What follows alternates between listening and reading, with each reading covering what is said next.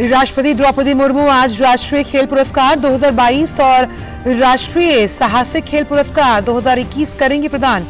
Table tennis खिलाड़ी शरद कमल अचंत को 2022 के लिए मेजर ध्यानचंद खेल रत्न पुरस्कार से किया जाएगा सम्मानित। इस वर्ष खेलों में उत्कृष्ट प्रदर्शन के लिए 25 खिलाड़ियों को मिलेंगे अर्जुन पुरस्कार।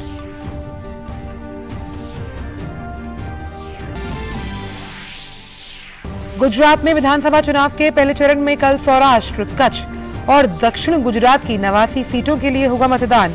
788 उम्मीदवारों के राजनीतिक भाग्य का होगा फैसला। निर्वाचन आयोग ने स्वतंत्र और निष्पक्ष मतदान के लिए सभी आवश्यक प्रबंध किए। गुजरात में दूसरे चरण के लिए चुनाव प्रचार हुआ तेज। भाजपा के राष्ट्रीय अध्यक्ष जेपी नड्डा और वरिष्ठ नेता अमित शाह राज्य में कर रहे हैं चुनावी प्रचार। कांग्रेस और आप पार्टी के नेता भी प्रचार में झोंक रहे हैं पूरी ताकत।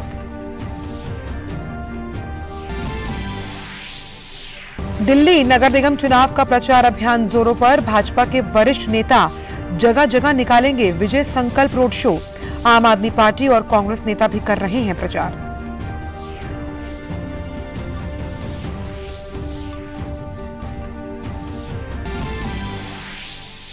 देश ने स्वास्थ्य के क्षेत्र में एक और बड़ी उपलब्धि की हासिल। भारत में मातृ मृत्यु दर में आई गिरावट। देश में मातृ मृत्यु दर 2014 से 16 में 130 प्रति लाख लाइव बर्थ से घटकर 2024 में 97 प्रति लाख लाइव बर्थ हुई। स्वास्थ्य मंत्री मनसुख मंडाविया ने एमएमआर में सुधार को नरेंद्र मोदी सरकार की विभिन्न स्वास्थ्य पहलों का नतीजा बताया। अंतर्राष्ट्रीय खबरों में अमेरिका ने की यूक्रेन को अति आवश्यक बिजली ग्रिड उपकरणों की खरीद के लिए $53 मिलियन की सहायता देने की घोषणा। नई सहायता रूस के हमलों से प्रभावित स्थानीय नगर पालिकाओं को बिजली व्यवस्था बहाल करने के लिए घोषित की गई $55 मिलियन की मदद के अतिरिक्त है।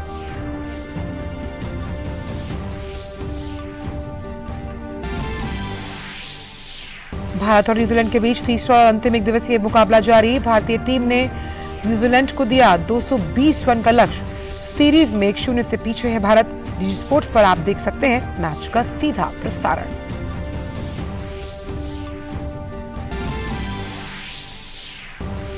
और फीफा विश्व कप में गत विजेता फ्रांस का सामना होगा ट्यूनीशिया से। वहीं ऑस्ट्रेलिया और डेनमार्क रहेंगे आमने सामने।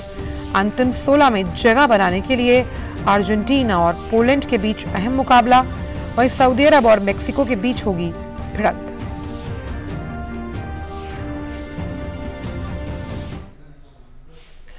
नमस्कार, आप देख रहे हैं डीडी न्यूज। मैं हूं आंचल गुलाटी गुंबर।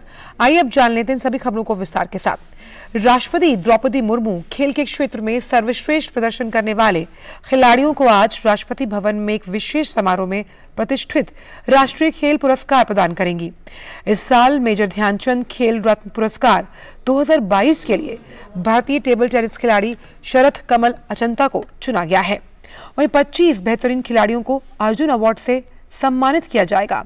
इन खिलाड़ियों में बैडमिंटन के युवा स्टार लक्ष्य सेन, एचएस प्रणॉय, महिला मुक्केबाज निखत जरीन, शतरंज खिलाड़ी आर प्रज्ञानंद, दीप ग्रेस इक्का और पहलवान अंशु मलिक शामिल हैं। इस बार कोच द्रोणाचार्य अवार्ड से भी 4 कोच सम्मानित होंगे। वहीं 4 खिलाड़ियों को Dhyan Chand award for lifetime achievement पुरस्कार से नवाजा जाएगा। और अब बात चुनावों की। गुजरात में विधानसभा चुनाव के पहले चरण में कल सौराष्ट्र, कच्छ और दक्षिण गुजरात की 89 सीटों के लिए मतदान होगा। 2,39,00,000 से अधिक मतदाता 788 उम्मीदवारों के राजनीतिक भाग्य का फैसला करेंगे। निर्वाचन आयोग ने स्वतंत्र और निष्पक्ष मतदान के लिए सभी आवश्यक प्रबंध किए हैं।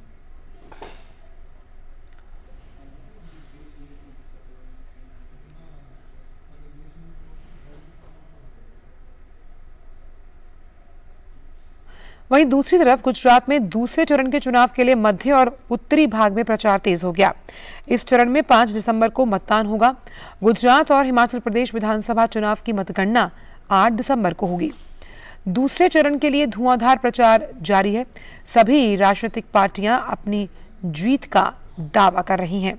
भाजपा के वरिष्ठ नेता अमित शाह आज महिसागर और गांधीनगर में चुनावी रैलियां करेंगे। वहीं भाजपा अध्यक्ष जेपी नड्डा ने अहमदाबाद में रोड शो किया। चुनाव में जीत सुनिश्चित करने के लिए भारतीय जनता पार्टी अपनी पूरी ताकत झोंक रही है। कांग्रेस और आम आदमी पार्टी समेत विभिन्न पार्टियों के नेता भी पूरे दमखम के साथ राज्य में चुनाव प्रचार कर रहे हैं। कांग्रेस नेता शक्ति सिंह गोहिल भी सावली विधानसभा में जनसभा को संबोधित करेंगे। वहीं आम आदमी पार्टी भी चुनावी मैदान में पूरा पसीना बहा रही है। आपके बड़े नेता भी जनता को लुभाने के लिए रोड शो कर रहे हैं।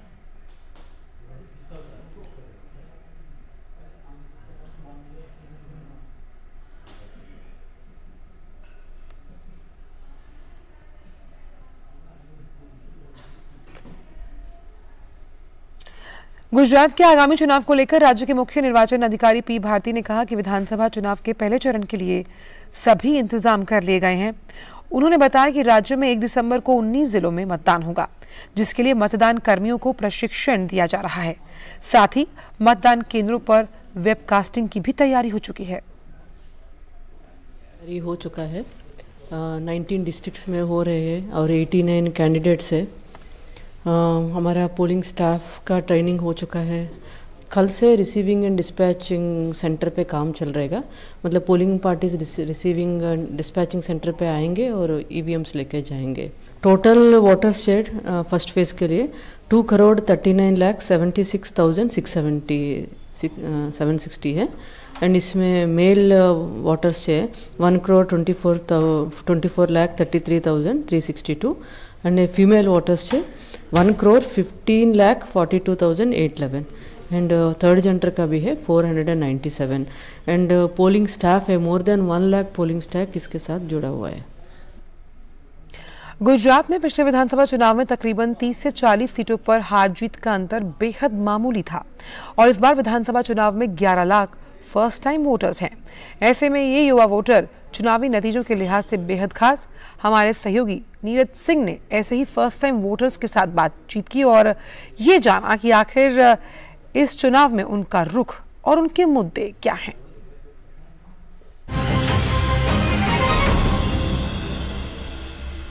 गुजरात विधानसभा की 182 सीटों पर 2017 में जो चुनाव हुए थे उसमें हार जीत का फैसला 30 से 40 सीटें ऐसी थीं जिनमें बहुत कम था या ये कहें कि मामूली सा अंतर था और यही कारण है कि वो सीटें हर एक पॉलिटिकल पार्टी के लिए बहुत ज़्यादा ज़रूरी हैं।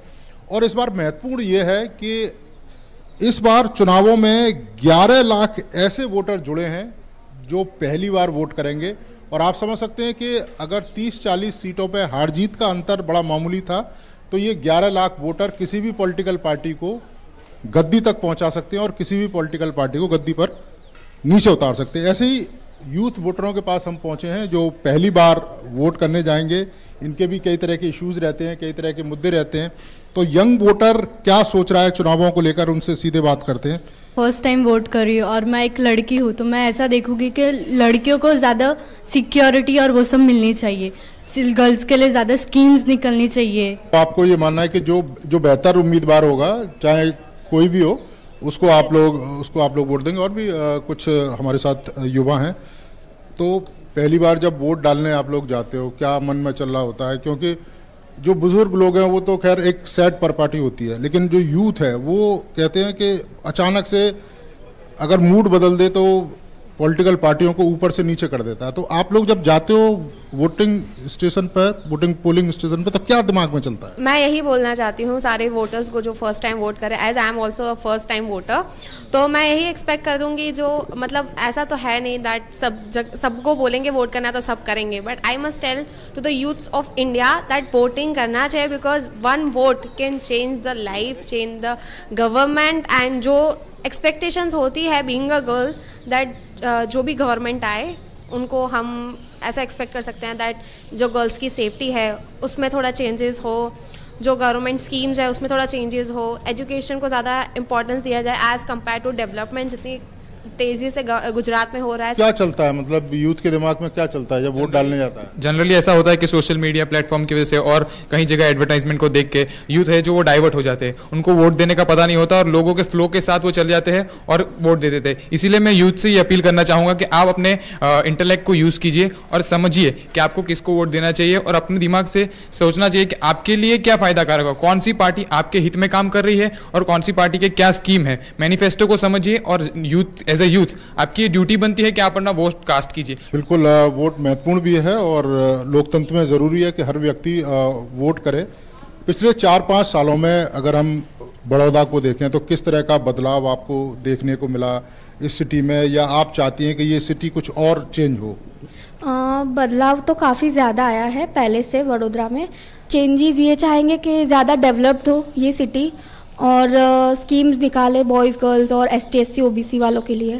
पहली बार वोट डालने जाओगे तो क्या दिमाग में क्या चल रहा होगा आप लोगों को? बहुत ही मतलब एक्साइटमेंट होती है कि कैसे करते हैं और क्या, और हम लोग वोट दे रहे हैं तो हम मतलब सही से देना चाहिए हम लोग को, क्योंकि ये हमारा फर्स्ट वोट है और ये बहुत ही मैटर करता है। आपने देखा कि ये यूथ है और फर्स्ट टाइम वोटर है और निश्चित तौर पर इनके अपने कुछ इश्यूज़ हैं, इनके कुछ मुद्दे हैं और कोई भी पॉलिटिकल पार्टी इन इश्यूज़ को नकार नहीं सकती, क्योंकि ये वो वोटर हैं जो किसी भी पॉलिटिकल पार्टी को फर्श से अर्श पर और अर्श से फर्श पर बैठा सकती है। और यही कारण है कि ये भी चाहते हैं एक ऐसा जनप्रतिनिधि, एक ऐसी सरकार जो यूथ के कामों पर ज़्यादा फोकस करे। कैमरामैन अजीत के साथ नीरज सिंह, DD न्यूज़, बड़ौदा।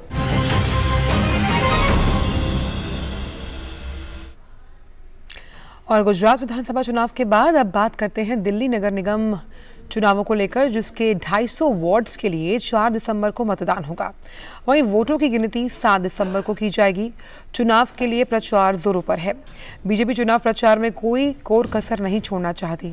यही कारण है कि कई केंद्रीय मंत्री और वरिष्ठ नेता पार्टी के प्रचार में जुटे हुए हैं।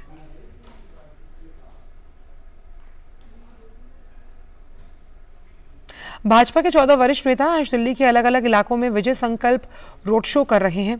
इसके साथ ही पार्टी ने बीजेपी शासित राज्यों के मुख्यमंत्रियों को भी विधानसभा क्षेत्रों में विजय संकल्प रोड शो की जिम्मेदारी सौंपी। पार्टी ने विजय संकल्प रोड शो में जिन नेताओं को जिम्मेदारी दी है उनमें केंद्रीय मंत्री नितिन गडकरी और मीनाक्षी लेखी मालवीय नगर विधानसभा में रोड शो करेंगी। वहीं केंद्रीय मंत्री पीयूष गोयल और सांसद डॉक्टर हर्षवर्धन सदर बाजार विधानसभा में पार्टी के लिए प्रचार करेंगे और रोड शो भी। वहीं राजौरी गार्डन विधानसभा में विजय संकल्प रोड शो में केंद्रीय मंत्री अनुराग सिंह ठाकुर नजर आएंगे। साथ ही केंद्रीय मंत्री ज्योतिरादित्य सिंधिया रोहताश नगर में रोड शो करेंगे। दिल्ली नगर निगम चुनाव का सियासी पारा चढ़ते ही अपनी अपनी तरफ से पार्टियां वोटरों को लुभाने की कोशिश कर रही हैं। आम आदमी पार्टी नगर निगम चुनाव के लिए डोर टू डोर कैंपेन के तहत जनसंपर्क कर रही है। वहीं कांग्रेस भी मतदाताओं को रिझाने के लिए एड़ी चोटी का जोर लगा रही है।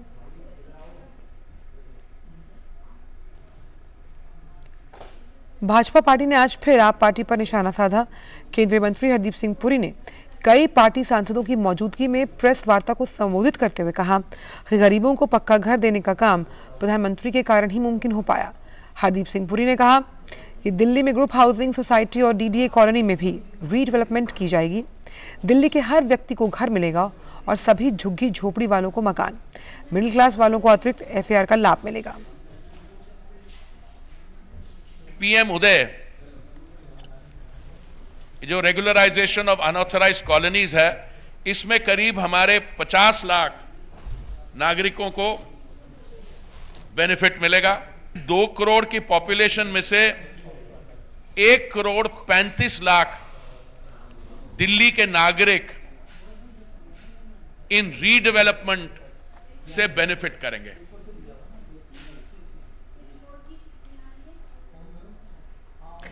राष्ट्रपति द्रौपदी मुर्मू ने चंडीगढ़ में आशा कार्यकर्ताओं, महिला खिलाड़ियों और छात्रों के साथ बातचीत की। इस दौरान उनके साथ हरियाणा के मुख्यमंत्री मनोहर लाल खट्टर और राज्यपाल बंडारू दत्तात्रेय भी मौजूद रहे। इस दौरान राष्ट्रपति ने कहा कि आज महिलाएं हर क्षेत्र में आगे हैं, हमें महिलाओं को कमजोर नहीं समझना चाहिए। कितना ऊर्जा है, वो ऊर्जा को केवल फैमिली के अंदर सीमित नहीं होना चाहिए। ये ऊर्जा पूरा देश भर में, दुनिया भर में, ये तो दुनिया तो देख रहे हैं लेकिन हम क्यों नहीं देख पा रहे? महिलाएं कमजोर नहीं है, इसीलिए महिलाओं को भी आगे आना चाहिए। महिला और पुरुष दोनों साथ चलने से ही देश आगे बढ़ेगा। महिलाओं की प्रजनन के दौरान मौतों के आंकड़ों में कमी आई है। आंकड़ों के अनुसार प्रजनन के दौरान होने वाली मौतों में काफ़ी गिरावट आई। 2014-16 में प्रति लाख बच्चों के जन्म पर 130 माताओं की मौत की तुलना में 2018 से 2020 में 97 माताओं की मृत्यु प्रति लाख हुई। केंद्रीय स्वास्थ्य मंत्री मनसुख मंडाविया ने देश के एमएमआर में सुधार को नरेंद्र मोदी सरकार की विभिन्न स्वास्थ्य पहलों का नतीजा बताया।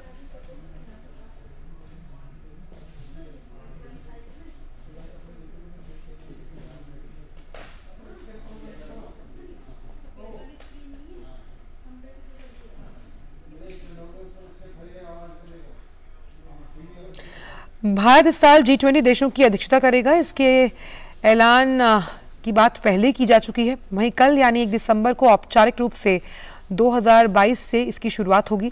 इस मौके को खास बनाने के लिए केंद्र ने विशेष तैयारियां की। भारत G20 में संस्कृति, सांस्कृतिक विरासत, विविधता और 75 वर्षों की अपनी उपलब्धियों और प्रगति को भी पेश करेगा। विदेश मंत्रालय की तरफ से जारी बयान के अनुसार भारत अपनी अध्यक्षता में अगले साल G20 के नेताओं के शिखर सम्मेलन की मेजबानी करेगा। इससे पहले बाली में G20 शिखर सम्मेलन के दौरान प्रधानमंत्री ने कहा था कि भारत की अध्यक्षता समावेशी, महत्वाकांक्षी, निर्णायक और कार्योन्मुखी होगी।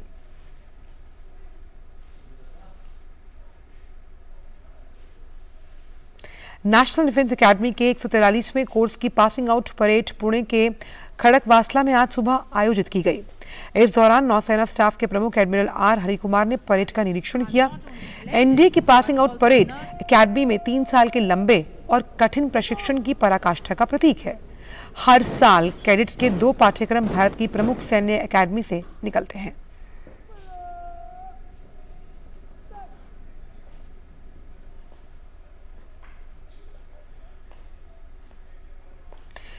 नौसेना प्रमुख ने इस दौरान कैडेट्स को बधाई देते हुए उनके उज्जवल भविष्य की कामना की। साथ ही उन्होंने कैडेट्स को संबोधित करते हुए कहा कि आज एक ऐसी दुनिया जिसमें आर्टिफिशियल इंटेलिजेंस और ऑटोनॉमस प्लेटफॉर्म्स जैसे एडवांस टेक्नोलॉजी के आने से सिक्योरिटी सिनेरियो को जटिल बना दिया गया है। उन्होंने कहा एक ऐसी दुनिया जिसमें आपको अंतरिक्ष, साइबर स्पेस और कॉग्निटिव डोमेन को शामिल करने के लिए जमीन, समुद्र और हवा के पारंपरिक सीमाओं से परे खतरों पर बातचीत करने की आवश्यकता जरूर होगी। You will encounter a complex and amorphous world, a world that is no longer defined by simple definitions of war and peace, a world in which, while the threat of traditional war as we know it still exists, a world in which the security scenario is complicated by the advent of advanced technologies like artificial intelligence and autonomous platforms, a world in which you will need to negotiate threats beyond the traditional frontiers of land, sea and air to include space, cyberspace and cognitive domains. Essentially, a world in which uncertainty and complexities prevail for the future. You need to understand that tackling the known unknown has to be done along with the Varanasi में काशी तमिल संगमम सफलतापूर्वक जारी है। इसी क्रम में काशी पहुंचे तमिलनाडु के उद्यमियों के समूह का काशी व्यापार मंडल के जो सदस्य हैं उन्होंने पुष्प वर्षा और अंग वस्त्रम देकर उनका स्वागत किया। काशी में दीनदयाल हस्तकला संकुल में काशी तमिल परिवार पाठशाला का आयोजन किया गया, जिसमें काशी और तमिल के उद्यमी आपस में एक दूसरे से अपने विचार साझा कर रहे हैं। आज हम लोगों ने यहाँ पर जो हमारे तमिल के व्यापारी बंधु आए हैं उनके साथ काशी के जो व्यापारी हैं एक समागम परिचर्चा रखी है, जिससे दक्षिण और उत्तर, क्योंकि वहाँ भी बहुत पोटेंशियल है और काशी अपने आप में पोटेंशियल है, दोनों जगह आज हम लोग ये डिस्कस करेंगे कि कैसे व्यापार को बढ़ाया जाए, कैसे आपस के संबंधों को और सुदृढ़ और मजबूत किया जाए। इस प्रकार के समागम से, इस प्रकार के इंटरेक्शन से एक फ्रूटफुल रिजल्ट सामने आएगा जो काशी का व्यापार बढ़ाने में भी महत्वपूर्ण भूमिका का निर्वहन करेगा और तमिलनाडु में भी वहाँ के लोगों के लिए काफ़ी लाभप्रद होगा। ट्रेड फैसिलिटेशन सेंटर के प्रांगण में तमिल भाइयों का हम स्वागत कर रहे हैं और हम व्यापारीगण उनके साथ विचार विमर्श करेंगे। उनकी संस्कृति, उनके व्यापार करने का ढंग, उनके तरीकों से हम लोगों को ऊर्जा मिलेगी और नए सुअवसर मिलेंगे व्यापार करने के। हमारी संस्कृति से वो अवगत होंगे और आदान प्रदान होगा एक दूसरे के विचारों का। काशी तमिल संगमम का मुख्य आयोजन काशी हिंदू विश्वविद्यालय के एम्फी थिएटर में चल रहा है। यहाँ पर तमिल व्यंजनों का स्टॉल भी लगा हुआ है जिसमें बनारस के भी व्यंजन दिए जा रहे हैं, जिससे लोगों को लुत्फ उठाने का मौका मिल रहा है। तमिलनाडु के व्यंजनों के कई स्टॉल लगे हुए हैं एम्फी थिएटर में। जो व्यवस्था देख रहे हैं वो बनारस के भी और तमिलनाडु के भी व्यंजनों को यहाँ पर अब ऐसा कर दिए हैं कि काशी तमिल संगमम पूर्ण रूप से दिखाई दे। क्या व्यवस्था आपने तमिल के व्यंजनों की है? अगर आप तमिल के व्यंजनों की बात की जाए तो हम लोगों ने बहुत कुछ तमिल का यहाँ पे रखा हुआ है, जैसे कि आप बनाना बोंडा ले सकते हैं, लेमन राइस ले सकते हैं, पुदीना राइस है। ये सारी चीज़ें हम लोगों ने तमिलनाडु से ली हुई है। और बनारसी अगर टेस्ट की बात करें तो आपको जैसे दिख रहा होगा कि हमने बतासे के भी स्टॉल रख रखे हैं और चाट पकौड़े के भी स्टॉल रख सके हैं और उसके साथ साथ हमने बनारसी कचौड़ी जलेबी का भी स्टॉल रखा हुआ है। बेसिकली हमारे यहाँ पे कॉन्सेप्ट ये है कि हमने तमिल और बनारस की जो लोकल कुजीन्स होती है और लोकल फूड्स होती है उन सबको यहाँ पे इंट्रोड्यूस कर रहे हैं अपने स्टॉल्स के अंदर में। सागर ने जैसा बताया कि इनका कॉन्सेप्ट है कि तमिल और बनारस के जो व्यंजन हैं उनको एक साथ किया जाए। यहाँ पे कुछ काशी हिंदू विश्वविद्यालय के विद्यार्थी हैं जो लुत्फ उठा रहे हैं साउथ इंडियन यानी तमिल के व्यंजनों का। किस तरह का लग रहा है? बहुत ही अच्छा लगा यहाँ पे आके और बहुत ही अच्छा रहा है यहाँ का खाना। यहाँ के खाने में जैसा साउथ इंडियन टेस्ट है प्रॉपर वैसा ऐसे नहीं मिलता है, तो हाँ बहुत टेस्टी था। यहाँ तो नॉर्थ में काफ़ी बार इडली खाया है लेकिन पहली बार ऑथेंटिक साउथ इंडियन इडली खा के काफ़ी अच्छा लगा। बट ये साउथ इंडियन बिरयानी तो काफ़ी हमारे तरफ का ही जैसा लग रहा है। डिफरेंसेस तो होते हैं हर जगह के, इंडिया जैसी कंट्री में डाइवर्सिटी है तो हर 2 किलोमीटर में हर कुछ चेंज करता है, बट हाँ यूनिटी तो इसी सब चीज़ों से आती है। विद्यार्थी हैं काशी हिंदू विश्वविद्यालय के, सोच देखिए, डाइवर्सिटी है बट यूनिटी है। यही तो उद्देश्य है काशी तमिल संगमम का और इस काशी हिंदू विश्वविद्यालय से ही है क्योंकि यह सबको जोड़ता है। आज से नहीं, स्वतंत्रता के पहले से जब इसकी शुरुआत हुई। Doctor Harkesh Bahadur Singh Gautam, DD News, amphitheatre, Kashi Hindu Vishwavidyalaya, Varanasi. पूर्व केंद्रीय स्वास्थ्य सचिव और 1983 बैच की सेवानिवृत्त IAS अधिकारी प्रीति सूदन ने मंगलवार को संघ लोक सेवा आयोग के सदस्य के रूप में पद और गोपनीयता की शपथ ली। देखिए खास रिपोर्ट। राष्ट्रपति द्रौपदी मुर्मू ने पूर्व केंद्रीय स्वास्थ्य सचिव और आंध्र प्रदेश कैडर की 1983 बैच की सेवानिवृत्त IAS अधिकारी डॉक्टर प्रीति सूदन को संघ लोक सेवा आयोग का सदस्य नियुक्त किया है। मंगलवार को उन्होंने संघ लोक सेवा आयोग में पद और गोपनीयता की शपथ ली। आयोग के अध्यक्ष डॉक्टर मनोज सोनी ने उनको शपथ दिलाई। मैं प्रीति सूदन शपथ लेती हूँ कि मैं भारत और विधि द्वारा स्थापित भारत के संविधान के प्रति श्रद्धा और सच्ची निष्ठा रखूंगी। मैं भारत की प्रभुता और अखंडता अक्षुण्य रखूंगी तथा मैं अपने पद के कर्तव्यों का राजभक्ति, ईमानदारी और निष्पक्षता से पालन करूंगी। गौरतलब है कि डॉक्टर प्रीति सूदन जुलाई 2020 में स्वास्थ्य सचिव के रूप में सेवानिवृत्त हुई थी। डॉक्टर प्रीति सूदन ने महिला एवं बाल विकास मंत्रालय और रक्षा मंत्रालय में भी अपनी जिम्मेदारियों को बखूबी निभाया है।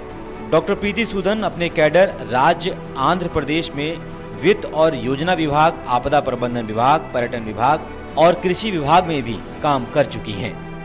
ओपी यादव की रिपोर्ट, डीडी न्यूज़, दिल्ली। खबर उत्तर प्रदेश से, जहां बहराइच में बड़ा सड़क हादसा हुआ। आज सुबह बहराइच के जयवल क्षेत्र में ट्रक और बस की टक्कर हो गई। इस हादसे में 6 लोगों की मौत हुई है और 15 घायल, जिनमें से 4 की हालत गंभीर है। सभी घायलों को नजदीकी अस्पताल में भर्ती कराया गया, घटना के कारणों की जांच जारी है। प्रधानमंत्री ने लोगों को आकाशवाणी से इस महीने प्रसारित मन की बात कार्यक्रम में शामिल विषयों और विभिन्न सामुदायिक प्रयासों पर आयोजित मन की बात क्विज में भाग लेने के लिए आमंत्रित किया। प्रधानमंत्री ने एक ट्वीट में कहा कि नमो ऐप पर इस प्रश्नोत्तरी में भागीदारी की जा सकती है। नमो ऐप लॉक करके 10 प्रश्नों के उत्तर देने होंगे। यह क्विज 11 दिसंबर तक चलेगी। 10 भाग्यशाली विजेताओं को हस्ताक्षरित पुस्तकें दी जाएंगी।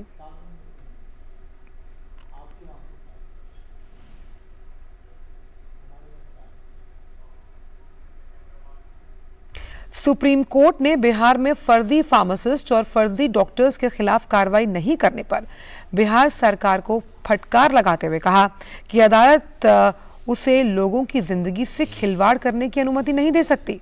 सुप्रीम कोर्ट ने पटना हाई कोर्ट में बिहार में फर्जी फार्मासिस्ट और फर्जी डॉक्टर्स के खिलाफ कार्रवाई करने की मांग वाली अर्जी पर दोबारा सुनवाई करने के लिए कहा। सुप्रीम कोर्ट ने बिहार में काम कर रहे फर्जी फार्मासिस्ट के खिलाफ कार्रवाई के आग्रह के साथ पटना हाई कोर्ट के आदेश के खिलाफ दायर फार्मासिस्ट मुकेश कुमार की अपील पर अपना फैसला सुनाया है। दिल्ली में सर्दियों की शुरुआत और बिगड़ती हवा की गुणवत्ता ने आज सुबह राष्ट्रीय राजधानी को धुंध की परत से ढक दिया। वायु गुणवत्ता और पूर्वानुमान अनुसंधान प्रणाली समीर के मुताबिक दिल्ली में आज वायु गुणवत्ता सूचकांक 364 दर्ज किया गया। गौरतलब है कि वायु गुणवत्ता सूचकांक को 0 से 50 के बीच अच्छा, 101 से 200 के बीच मध्यम, 201 से 300 के बीच खराब और 301 से 401 के बीच के AQI को बहुत खराब और 401 से 500 के बीच से गंभीर माना जाता है। वहीं दिल्ली और आसपास के क्षेत्रों में ठंड लगातार बढ़ती हुई। उत्तर प्रदेश, राजस्थान और हरियाणा में भी पारा लगातार गिर रहा है। गरीबों के उत्थान के लिए केंद्र सरकार कई योजनाएं चला रही है। ऐसी एक योजना है प्रधानमंत्री आवास योजना। झारखंड के कांकेर जिला गिरिडीह में सैकड़ों परिवार इस योजना से लाभ लेकर अपनी जिंदगी में बदलाव महसूस कर रहे हैं। पेश है जमीनी हकीकत से जुड़ी एक खास रिपोर्ट।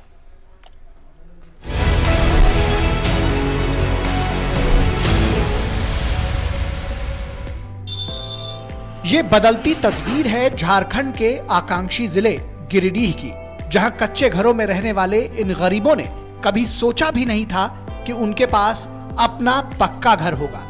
लेकिन प्रधानमंत्री आवास योजना के कारण आज उनके पक्के घर का सपना साकार हो गया है। मिट्टी के घर में रहने वाले इन गरीबों को सरकारी आवास का लाभ मिलने के कारण आज वो बेहद खुश हैं। लोगों का कहना है कि मोदी सरकार ने उन्हें घर के साथ साथ कई अन्य सौगात भी दी है।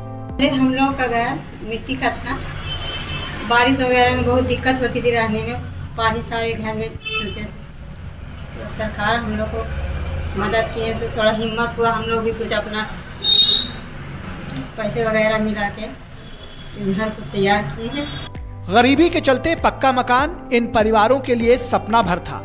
लोगों का कहना है कि पहले वे मिट्टी के घर में रहते थे, उन्होंने बहुत तकलीफ से कच्चे मकान में रहकर बाल बच्चों को पाला है, लेकिन प्रधानमंत्री नरेंद्र मोदी ने पक्का मकान देकर गरीबों की जिंदगी में उजाला लाने का काम किया है। पानी तानी चुएलो बड़ी मुश्किल से बाल बच्चा पोस लियो, लेकिन सरकार दल को कॉलोनी में बड़ी खुशी हो और हम सरकार के धन्यवाद दियो कि खुश रहे और हम लोग ही खुश रखे। के साथ में शौचालय भी मिलल है और साथ में गैस भी मिलल है, स्मार्ट कार्ड भी मिलल है, राशन कार्ड भी मिलल है, राशन भी मिल रहा है। सरकार के धन्यवाद है, सब चीज से पूरा करें। 6000 की आबादी वाले इस इलाके में 200 गरीब परिवारों को पक्का मकान मिल गया है और 150 परिवारों के आवास निर्माणाधीन है। प्रशासन द्वारा कोशिश की जा रही है कि यहाँ कोई बेघर न रहे। प्रधानमंत्री आवास योजना जो है सो 200 बन चुका है और लगभग 150 कार्य प्रगति पर है, जल्द ही पूर्ण हो जाएगा। गिरिडीह जैसे आकांक्षी जिले को योजनाओं की सौगात मिलने से लोगों की जिंदगी आसान हुई है, लोगों के जीने का तरीका बदल गया है। प्रदेश का आकांक्षी जिला होने के चलते यहाँ योजनाओं को और बेहतर तरीके से क्रियान्वित करने के लिए प्रशासन भी पूरी मुस्तैदी से जुटा हुआ है। Bureau report, DD news.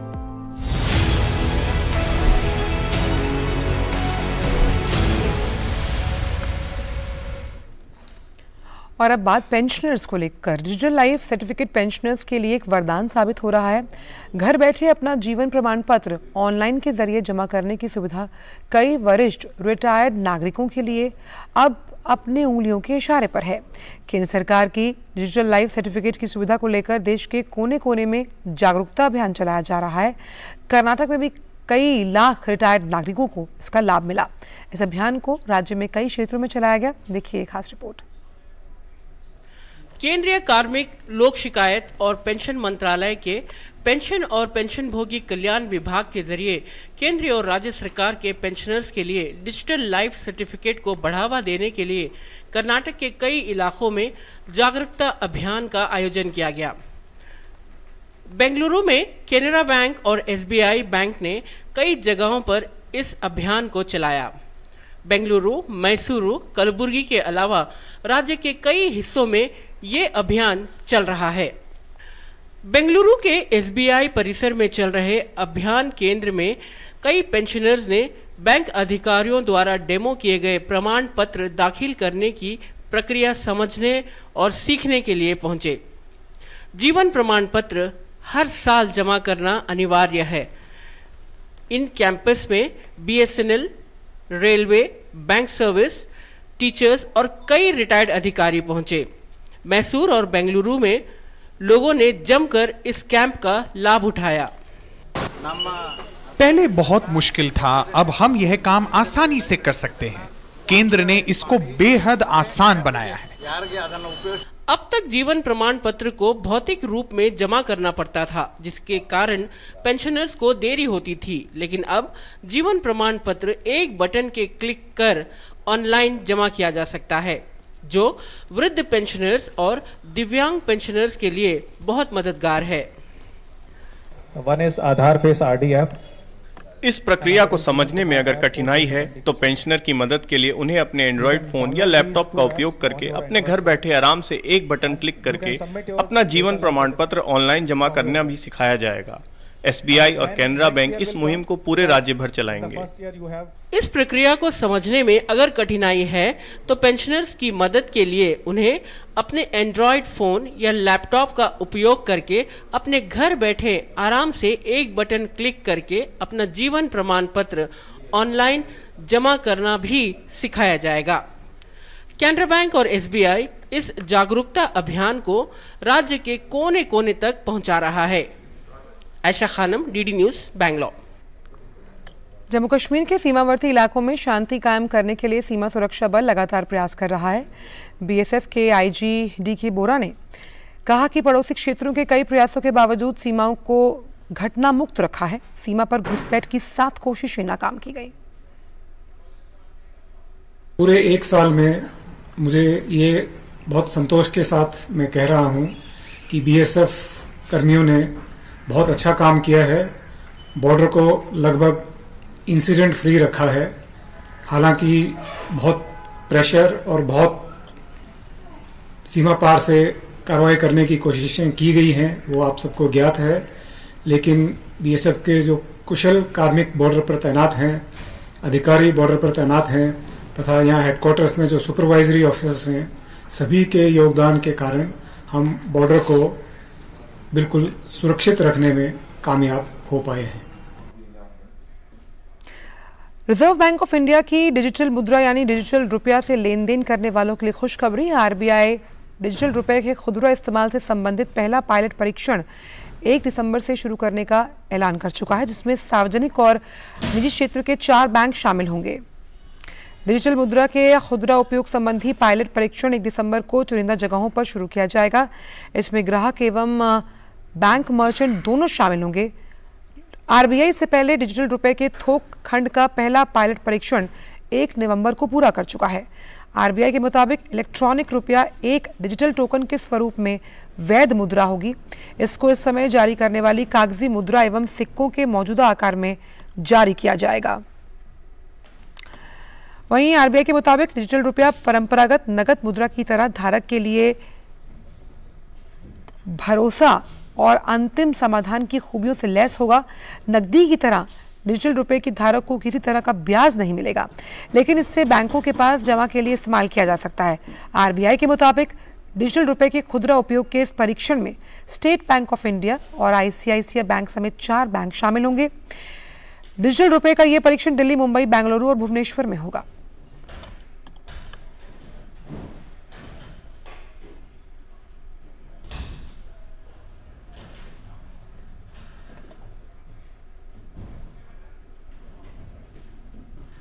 और रक्षा मंत्री राजनाथ सिंह इस वक्त प्रेस कॉन्फ्रेंस कर रहे हैं अहमदाबाद में। आइए सीधे चलते हैं। चलिए, जब ये प्रेस कॉन्फ्रेंस आएगी फिर से हम आपको वहां ले चलेंगे, लेकिन रुक करते हैं अगली खबर का, जो कि जेम पोर्टल से जुड़ी हुई है। वित्तीय वर्ष 2022-23 में सरकारी खरीद पोर्टल जेम से कल 1 लाख करोड़ रुपए से अधिक की खरीद बिक्री की गई। ऑनलाइन प्लेटफॉर्म जेम की शुरुआत सरकारी खरीद की खुली और पारदर्शी व्यवस्था के लिए अगस्त 2016 में हुई थी। प्रधानमंत्री नरेंद्र मोदी ने देश की उद्यमिता, क्षमता और पारदर्शिता बढ़ाने के लिए जेम को महत्वपूर्ण बताया। उन्होंने इस प्लेटफॉर्म से अपने उत्पादों की बिक्री करने वालों की सराहना की और अन्य उत्पादकों से भी ऐसा करने के लिए कहा।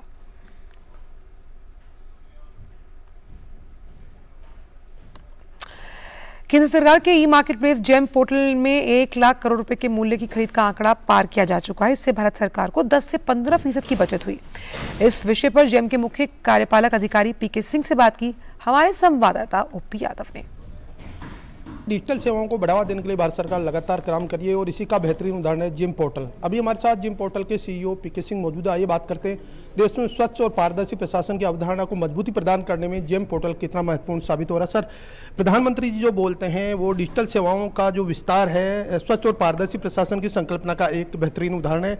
आप क्या कहेंगे जिम पोर्टल के संदर्भ में बात करें तो? स्वच्छ, पारदर्शी के अलावा मैं कहूँगा समावेशी भी। मतलब हम बोलते हैं इंक्लूसिव, ट्रांसपेरेंट एंड एफिशिएंट। अगर हमारी ग्रोथ देखें आप, तो अभी जैसे मैंने आपको बताया कि आज 4 बजे शाम को हमने इस वित्तीय वर्ष में 1 लाख करोड़ का व्यवसाय का टारगेट कंप्लीट कर लिया है। और जिस रेट से हम जा रहे हैं वो काफ़ी इनकरेजिंग है। हो सकता है हम इस साल 1.5 लाख का रखा था, उससे बहुत ज़्यादा अचीव कर पाएँ इस एक वित्तीय वर्ष में। करीब इस पोर्टल पे 1.3 करोड़ ट्रांजैक्शंस, 1.3 करोड़ ट्रांजैक्शन अब तक हो चुके हैं, जिनकी वैल्यू करीब 3 लाख करोड़ है। सर, अगर बात करें प्राइवेट जो डिजिटल सर्विसेज प्रदान करने वाली बहुत सारी कंपनियां, उनसे हमारा ये प्लेटफॉर्म किस तरह बेहतर है? जेम पोर्टल माननीय प्रधानमंत्री के विजन से स्टार्ट हुआ था करीब 6 साल पहले। तो हमारी जर्नी बहुत ही शॉर्ट रही है। बट अगर हम सिर्फ आंकड़ों में बात करें, नंबर्स में कितने लोग इसमें बाइंग सेलिंग करते हैं और कितने ट्रांजैक्शंस होते हैं पर डे, तो हम वर्ल्ड में बिगेस्ट है। अगर अपने देश में देखें तो जो कि हमारा कंपैरिजन नहीं होता है बिकॉज हम गवर्नमेंट को केटर करते हैं। बट अगर लास्ट ईयर के आंकड़े देखें तो हमने करीब $14 बिलियन का व्यवसाय किया था और बाकी जो बड़े दो हैं उन्होंने 17 और 23 किए थे। तो इस साल हम वो 17 और 23 को अच्छे से क्रॉस कर जाएंगे। अगर बात करें सर राज्यों की, कौन कौन से राज्यों में इसका ग्रोथ बढ़ रही है और कौन कौन से जो उत्पाद है, कौन कौन सी जो सर्विसेज है उनमें ज़्यादा रुझान बढ़ रहा है? देखिए, राज्यों में बहुत ही कड़ी प्रतिस्पर्धा है। अगर देखें तो नंबर 1, नंबर 2 रोज़ के हिसाब से चेंज हो सकते हैं, लेकिन आज का आंकड़ा देखें तो राज्यों में सबसे आगे गुजरात राज्य है, फॉलोड बाय उत्तर प्रदेश, तीसरे नंबर पे महाराष्ट्र है, चौथे पे मध्य प्रदेश है। तो ये 4 स्टेट कंसिस्टेंटली compete करते हैं। तो जेम पोर्टल के सीईओ पीके सिंह, जिनका मानना है कि जेम पोर्टल न केवल डिजिटल सर्विसेज को बढ़ावा देकर ग्राम स्तर पर, पंचायत से लेकर राष्ट्रीय स्तर पर स्वच्छ, पारदर्शी और समावेशी प्रशासन का मजबूत प्रतीक बन रहा है, बल्कि राष्ट्र विकास को गति देने का महत्वपूर्ण जरिया भी बन रहा है। मेरे सहयोगी कैमरामैन कुलदीप के साथ मैं OP Yadav, DD news, Delhi. और अब खबर शेयर बाजार से जुड़ी हुई। भारतीय शेयर बाजार ने तमाम दबावों के बावजूद अपनी बढ़त का सिलसिला बनाए रखा और सप्ताह लगातार तीसरे कारोबारी सत्र में तेजी दिखाई जा रही है। ग्लोबल मार्केट में गिरावट के बावजूद बुधवार की सुबह निवेशकों ने खरीदारी पर जोर दिया और शुरुआती अगर कारोबार की बात की जाए तो 62,800 के स्तर पर सेंसेक्स खुला और निफ्टी भी 18,626 पर कारोबार करता हुआ।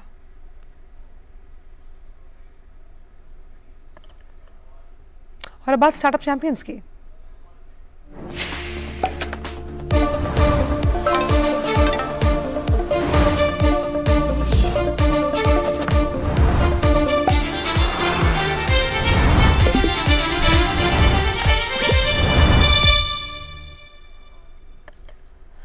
तो राष्ट्रीय स्टार्टअप अवार्ड से कई नए इनोवेशन लोगों के सामने आए। आज हम एक ऐसे ही स्टार्टअप के बारे में बात करेंगे जिसने रसोई में खाना रखने और उसे ले जाने के तरीकों को फिर से नया रूप दिया। खाने को सुरक्षित और हाइजीनिक ले जाने की जो समस्या है उसे ओडी यूनिरैप्स ने एक पूर्ण समाधान के जरिए पेश किया है। आइए अधिक जानते हैं इस रिपोर्ट में इन यूनिरैप्स के बारे में।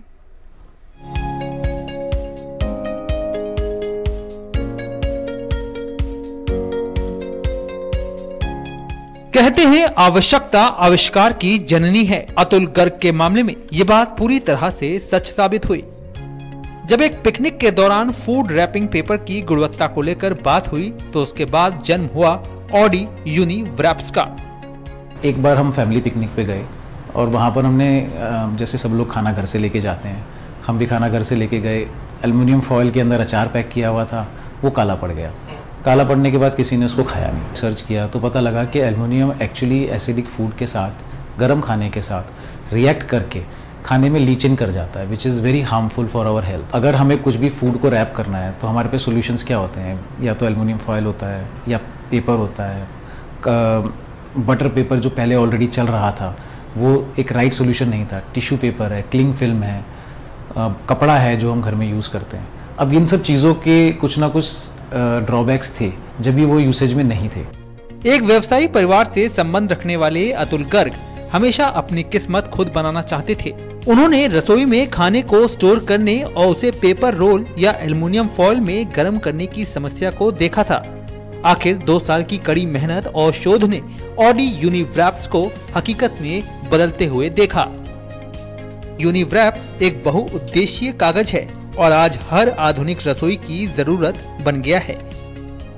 जब अतुल ने ये प्रोजेक्ट मेरे साथ डिस्कस किया so there were yes doubts कि एक नया प्रोडक्ट मार्केट कैसे रिसीव करेगी, क्या हम उसको उस प्राइस रेंज में बनाने में कामयाब होंगे जो सारे फीचर्स भी ले जाए और हम लोग वो प्रोडक्ट भी डेवलप कर पाएँ। उसके लिए हम रिसर्च करते करते एक हमने विदेशी कंपनी के साथ टाई अप किया। उनसे गाइडलाइंस लेके हमने कुछ 2-3 प्रॉपर्टीज़ अपने यहाँ डाली उस पेपर के अंदर और तब एक मिक्सचर बना के एक सक्सेसफुल प्रोडक्ट बना पाए। गवर्नमेंट की जो आज की नीतियाँ हैं उनकी वजह से हमें बहुत फ़ायदा हुआ है कि गाँव शहर शहर अब लोगों के मन में हेल्थ और हाइजीन के बारे में काफ़ी अवेयरनेस है। सब्जियां, बचा हुआ खाना, पनीर, मक्खन और यहाँ तक कि आइसक्रीम को भी फ्रिज में ताज़ा रखने के लिए यूनिरैप्स में लपेट सकते हैं। ये 100% बायोडिग्रेडेबल है और 90 दिनों में खाद में बदल जाता है। एल्युमिनियम फॉयल को डिकम्पोज होने में 400 साल लगते हैं, जबकि प्लास्टिक की फिल्म को ऐसा करने में 500 साल से ज्यादा का वक्त लगता है। ऑडी यूनिरैप्स के जबरदस्त विकास की कहानी ने उसे राष्ट्रीय स्टार्टअप पुरस्कार तक जिता दिया, लेकिन बचपन के दोस्त अतुल गर्ग और मनीष के लिए ये केवल एक शुरुआत है और उन्हें अभी विकास के कई मील और तय करने हैं। तापस भट्टाचार्य की रिपोर्ट, टीडी न्यूज़। तो यूनिरैप्स के इस इनोवेशन के बारे में और अधिक जानने के लिए आप देख सकते हैं हमारा खास कार्यक्रम स्टार्टअप चैंपियंस 2.0 शनिवार रात 9 बजे डीडी न्यूज़ पर, रात 10 बजे डीडी इंडिया पर और रविवार दोपहर 12 बजे डीडी नेशनल पर। और आइए रुक करते हैं कुछ अंतर्राष्ट्रीय खबरों की तरफ। अमेरिका ने एक बार फिर यूक्रेन की मदद करने की ठानी है। अमेरिका ने यूक्रेन को अति आवश्यक बिजली ग्रिड उपकरणों की खरीद के लिए $53 मिलियन की सहायता देने की घोषणा की। ये नई सहायता रूस के हमलों से प्रभावित स्थानीय नगर पालिकाओं को बिजली व्यवस्था बहाल करने के लिए घोषित की गई। अमेरिकी विदेश मंत्री एंटनी ब्लिंकन ने बुकारेस्ट में नाटो मंत्री स्तरीय बैठक के दौरान इस सहायता की घोषणा की है। यूक्रेन के बुनियादी ढांचों पर रूसी सैन्य बलों के हमलों के बाद परमाणु ऊर्जा संयंत्रों को नुकसान पहुंचा। वहीं आपूर्ति पैकेज में transformer, circuit breaker, surge arrester, disconnectors, वाहन और अन्य प्रमुख उपकरण शामिल हैं।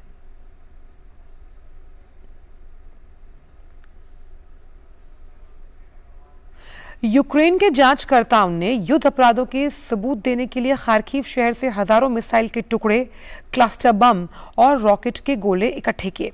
इन सबूतों की जांच विशेषज्ञों और अंतर्राष्ट्रीय अपराध न्यायालय के जांचकर्ताओं द्वारा की जाएगी।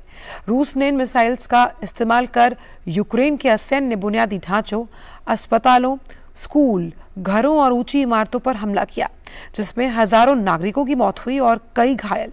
यूक्रेन पर रूस द्वारा हुए ये हमले अंतर्राष्ट्रीय कानूनों का स्पष्ट उल्लंघन है।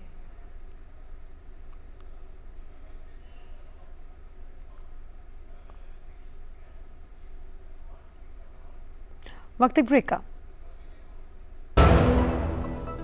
REC unleashes the potential of energy.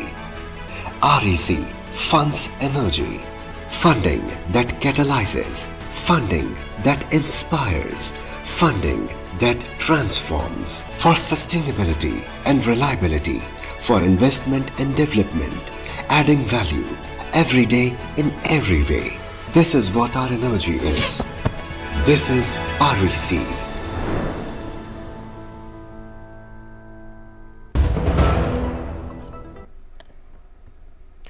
Break के बाद सभी का स्वागत। अमेरिकी विदेश मंत्री एंटनी ब्लिंकन ने रूस पर काला सागर के कुछ हिस्सों को युद्ध क्षेत्र में बदलने का आरोप लगाया।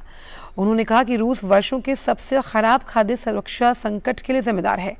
इसके अलावा ब्लिंकन ने यह भी कहा कि अमेरिका नाटो की उपस्थिति को काला सागर से बाल्टिक सागर तक मजबूत करेगा।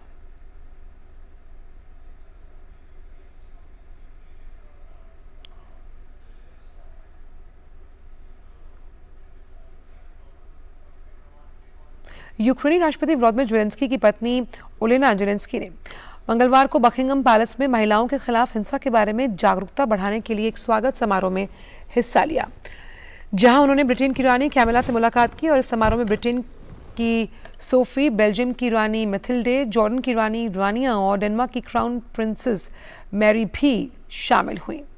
इसके अलावा ज़ेलेंस्की अपने ब्रिटेन यात्रा के दौरान मंगलवार को संसद में भी पहुंची, जहां उन्होंने ब्रिटिश सांसदों को संबोधित किया।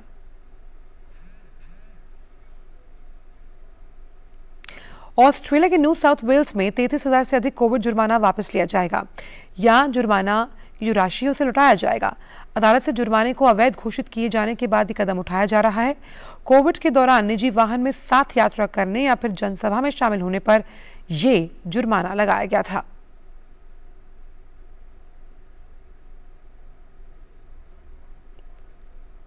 खबर ब्राजील से, जहां भारी बारिश के कारण भूस्खलन हो गया, जिससे पेरानगुआ और एंटोनिना के पराना के बंदरगाहों तक जाने वाला रास्ता पूरी तरह से बंद है। ये देश के अनाज निर्यात के लिए इस्तेमाल किए जाने वाला दूसरा सबसे व्यस्त रास्ता है, जिसके बंद होने से ट्रक बंदरगाह तक नहीं पहुंच पा रहे।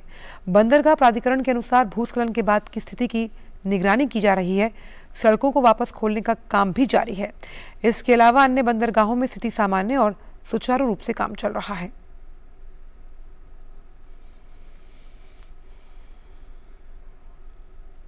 बात क्रिकेट की। भारत और न्यूजीलैंड के बीच खेली जा रही वनडे सीरीज का तीसरा मैच आज क्राइस्ट चर्च में खेला जा रहा है।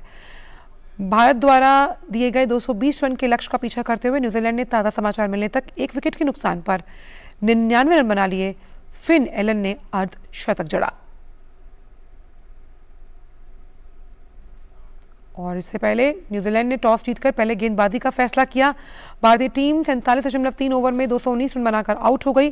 टीम के लिए वॉशिंगटन सुंदर ने सर्वाधिक 51 रन बनाए, वहीं श्रेयस अय्यर ने 49 रन की पारी खेली।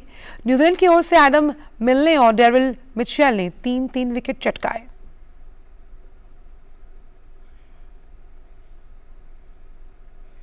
भारतीय टीम सीरीज में 1-0 से पीछे रही और इस मैच का सीधा प्रसारण डीडी स्पोर्ट्स पर देखा जा सकता है। और अब बात फीफा विश्व कप की।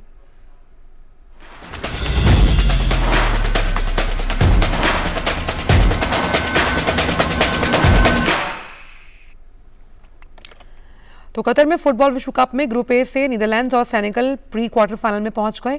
कल नीदरलैंड्स ने मेजबान कतर को 2-0 से हराया। विजेता टीम के लिए कोडी गैक्पो ने 26वें और फ्रैंकी डी योंग ने 49वें मिनट में गोल किए।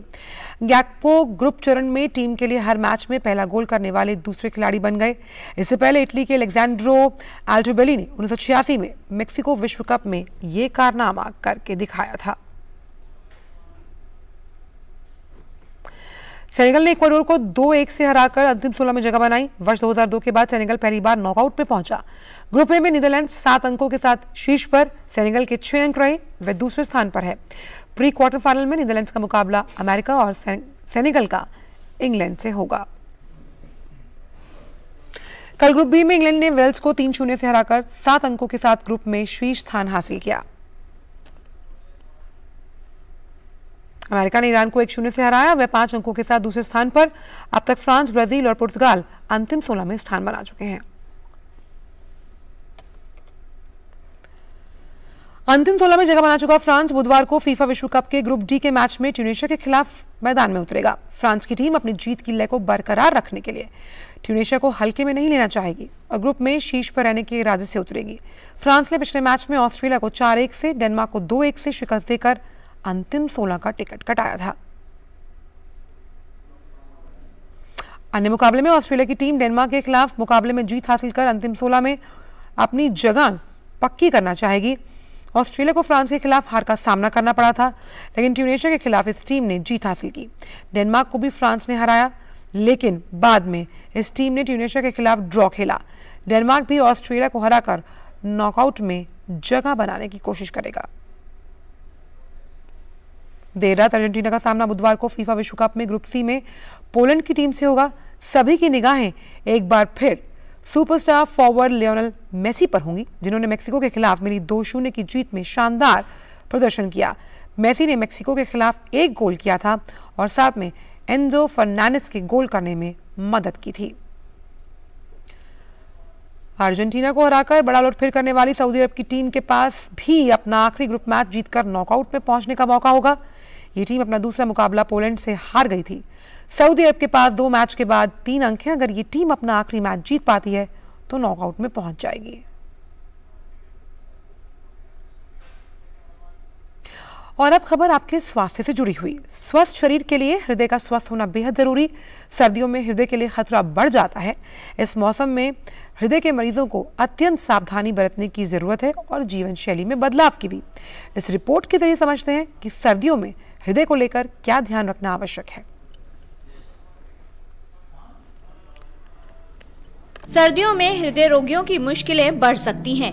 ठंडे मौसम का विपरीत प्रभाव पड़ता है हृदय के स्वास्थ्य पर, रक्तचाप में असंतुलन और हृदयाघात का अधिक खतरा। इसलिए सर्दियों में हृदय को लेकर विशेष ध्यान देने की आवश्यकता होती है। सर्दियों के मौसम में हमारा ब्लड प्रेशर थोड़ा बढ़ जाता है, एंजाइना और हार्ट अटैक की समस्याएं भी थोड़ी बढ़ जाती हैं और इससे हमें अपने आप को बचा के रखना है। सर्दियों के मौसम में साथ साथ हमें ठंड से तो बचना ही है, पूरे वूलन्स पहनने हैं, अपने आप को एकदम सर्दी में नहीं निकलना है और अपने ब्लड प्रेशर की दवाइयाँ और शुगर की दवाइयाँ अगर आपकी चल रही हैं तो उसको लगातार लेना है। अव्यवस्थित जीवन शैली, खान पान में गड़बड़ी और स्वास्थ्य के प्रति लापरवाही आपके नाजुक दिल के लिए खतरा पैदा कर सकती है। दिल की सही देखभाल करें और जानें कि सर्दियों के मौसम में हृदय को स्वस्थ कैसे रखा जा सकता है। खान पान में ध्यान रखना बहुत ज़रूरी है कि आपने रेशेदार पदार्थों का इस्तेमाल करें, चिकनाई वाली पदार्थों का इस्तेमाल ना करें, तली हुई चीज़ें कम से कम खाएं। हाँ, अगर आपको कुछ गला में खराश है या कोई और तकलीफ़ है तो उसका आप इलाज करें, गुनगुने पानी का इस्तेमाल करें और रेगुलर व्यायाम ज़रूर करें। व्यायाम के लिए ज़रूरी है कि आप सुबह के समय जब ठंड हो रही है तब उसके बजाय जब धूप निकल आए तो उसके बाद आप अपने वॉक पे जाएं, पर रेगुलर जाएं। 30 से 40 मिनट का रेगुलर व्यायाम करें और अपने खान पान में ध्यान रखें और दवाइयों का रेगुलर प्रयोग करें। अपने को सुरक्षित रखें और पॉल्यूशन से बचें, जिससे कि आपकी सांस की समस्या और दिल की समस्या भी कम हो सकती है। हृदय को स्वस्थ रखने के लिए हमें रोजमर्रा के जीवन में छोटे छोटे बदलाव करने आवश्यक हैं। सर्दियों में हृदय को सुरक्षित रखने के लिए सावधानी बरतें, जिससे समस्याओं का खतरा कम हो। किरण भारद्वाज, डीडी न्यूज। और फिलहाल समाचारों में इतना ही। दीजिए इजाजत, नमस्कार।